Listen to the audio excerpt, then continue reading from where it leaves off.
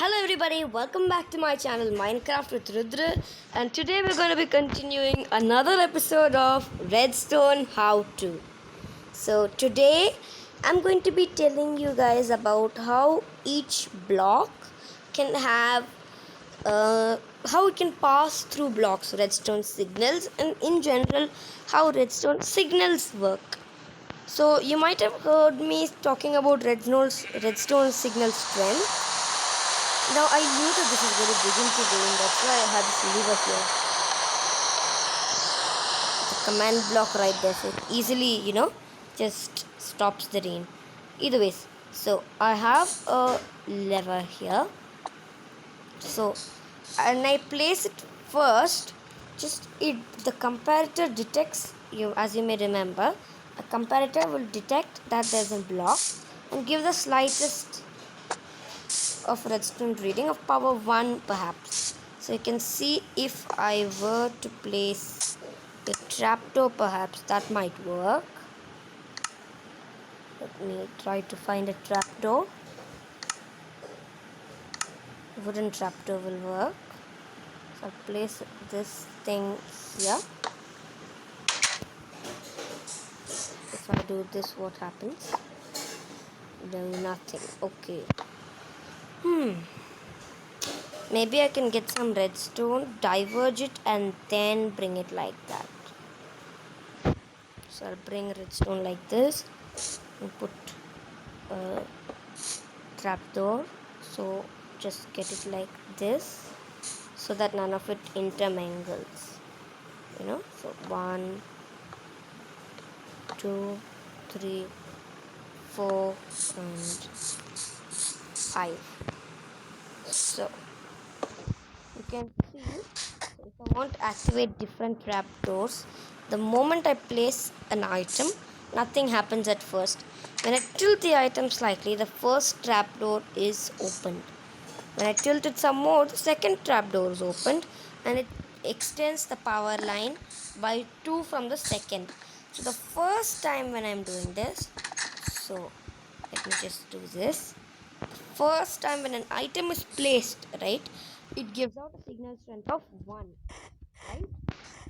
When I do it again, it's not exactly a signal strength of 1, but I'm just saying that it's a signal strength of 1 so that it's easier for you guys to understand it. Now you can see that it's showing a line over here and here. So the first time when you place an item, it's not when you turn the item. When you place the item, there's one signal strength, that is this very thing which is activated. Once you turn it from that point on, every time it is 2 of them that is powered. So even again, so these two are powered, so I'm predicting that this one and this line, right, not the side one, but this one is powered. Then again this one and this one is powered, but not the side line. Then this one and so forth. Let's see if I'm right.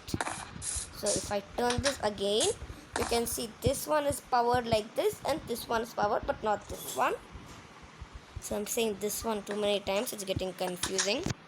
Also, I got this nice sword so that I can just finish these guys in one swoop, and you don't need to hear me torturing these sheep constantly. So again, once I do that, you can see that it's gone extended more, and again you can see it extends almost all the way and almost last. So you can extend it, I guess, 1, 2, 3 more times. We can do the same thing. So we can take the redstone like this and do 1, go like this, and yeah, I think that's all that we can do, because you should be able to calculate how many times it is just by looking at it, rather the position of it. So you can see it's good to use something like a redstone torch and not something like a redstone dust or a trapdoor. It's because if it's a sword or a redstone torch, it's much easier to judge and say where it is.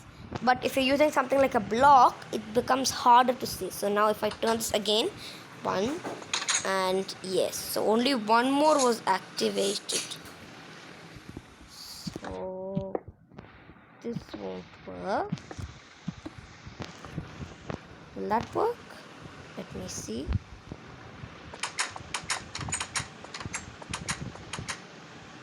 Yes, that works. Now this is the second last thing. The very last one, right? The last turn. It goes back to when you put it only powering this one primary block, right? And as you can see, the signal strength becomes lower as you go further. And boom, all are gone except for this one. So that's a good way of showing how signal strength works. Now I will also be showing you guys, I think in the second or third part of this, how to make a sort of door which is like this with a redstone comparator with redstone signal. Like only I am trying to figure out how to do it completely. I've got the basic concept right. Only thing is what I've done, I've just messed up somewhere, and because of that, instead of having it closed all the time and open when we do this, it's open all the time and closed when we do this. So you can see I remove the item, it's always open. I put in an item and I turn the item. So how do swords? So as long as the sword is I see. So if I pull this out and I have the sword, so if I turn this right, from this point forth, that is pointing to the leftmost corner, from that point left down, from that point on, it will still power. Once it goes straight, it still powers, but when you go to the side, it offs. So this is a much more complex kind of build. So I shall explain how this is from the back. Now we can see that there is a comparator that reads the signal, very similar to how it's done here, right? And then I'm just taking the signal from the side here. Ignore this. This is just a mistake that I made. Now you can see it goes down here, and you put a redstone repeater at its 0 ticks so that you can take it like this, and it's there the signal. Now the only additional factor that I've done, right, from here there is a block here, right? This powers this torch. The second I place the block here, I think, no, okay, so that's where I've gone wrong. You see, when I place the torch here and I put the door here,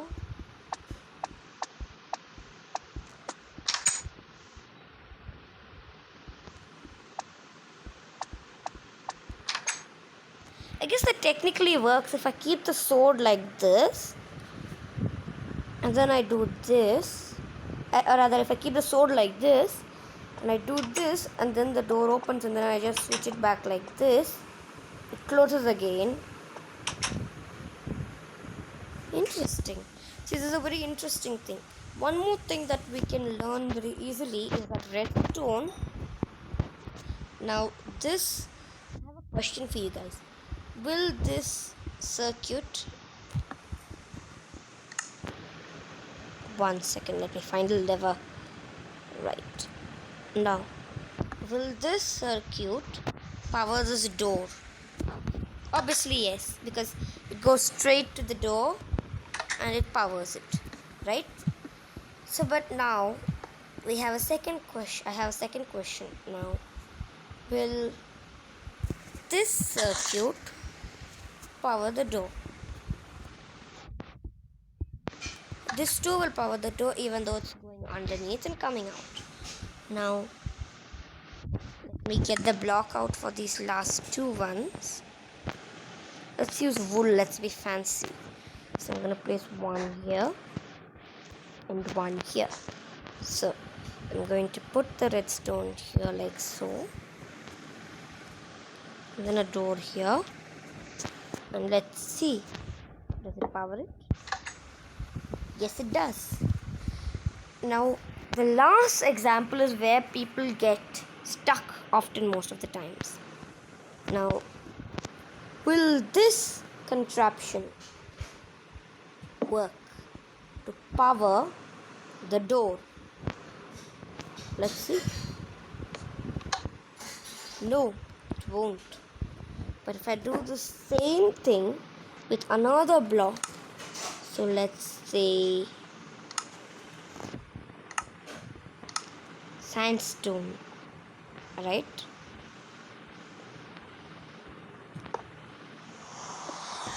One second. We just fly back to the area where the command block is.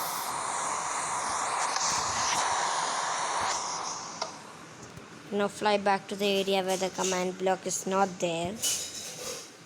Now one common thing is redstone passes through blocks, which I am not able to demonstrate currently. Ah, there it is. You need a repeater there. Or do you? What if you power it directly here?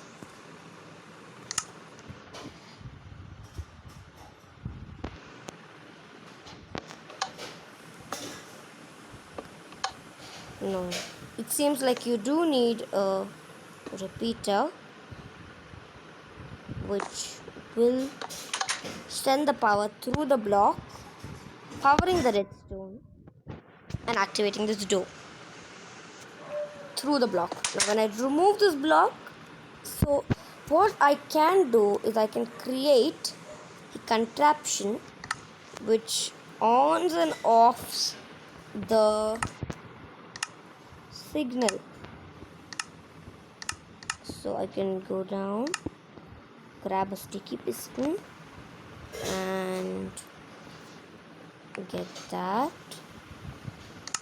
Come here, get the sticky piston into my inventory. I want the piston to push the block here. That's why I'm placing it here. Otherwise, you would put the piston there and the block here, so that it contracts and then pushes the block there. So now if I do this, it pushes it here, powering the redstone. Now it does not. So what I can do is I can take it like this and bring it forward like so. Maybe perhaps I might want a redstone repeater going out from here. And pull this redstone signal over here. And then place a pressure plate right here. I don't think this will work. I'll use a normal pressure plate. Now you can see stepping on this will close the door. That is not what I want. I've created this contraption where it activates the door when I'm here. The moment I step off the plate, the door opens. But that's not what I want, is it? I want the door to be closed when I step on the plate for it to be open. So an easy thing what I can do is I can go here, right? Remove this. Remove these pieces of redstone. And I can put a redstone torch right about here. And then continue the redstone signal here. Now you see, you want to be powering this redstone through a wall, right? Or underneath the block. Let me get myself a block.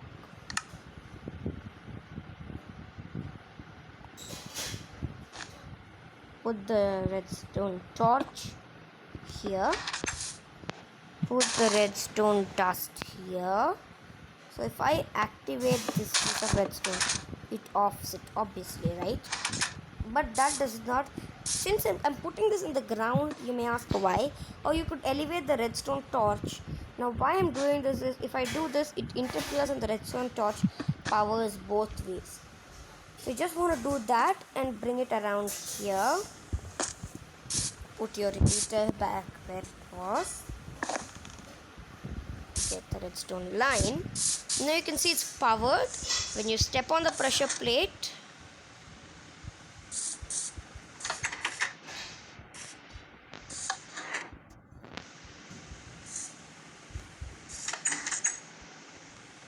Something is wrong.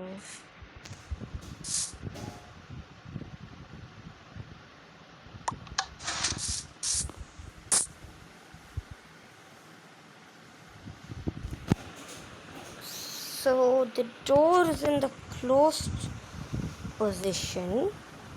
I remove the pressure plate. It closes and opens. And I don't know why that happens.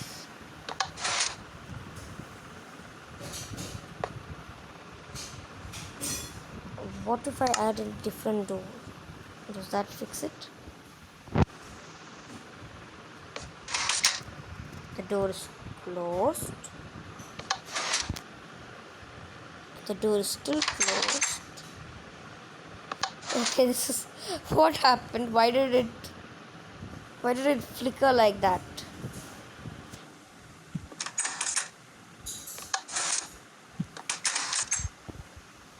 Something's wrong. Something's clearly wrong.